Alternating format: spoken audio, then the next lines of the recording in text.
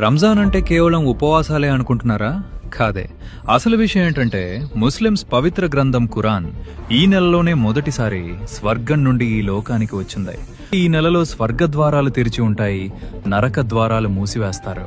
ఇంకో ప్రత్యేక విషయం, మనల్ని తప్పుదారిలో పెట్టే సైతాన్ని ఈ నెలంతా బంధిస్తారట.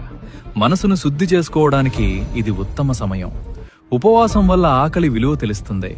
దీనితో పాటు జకాత్ పేరుతో ప్రతి ఒక్కరు లేని వారికి సహాయం చేస్తారు. మొత్తానికి డిసిప్లిన్ మరియు హ్యుమానిటీ నేర్పించే పండుగే ఈ రంజాన్. మన ముస్లిం ఫ్రెండ్స్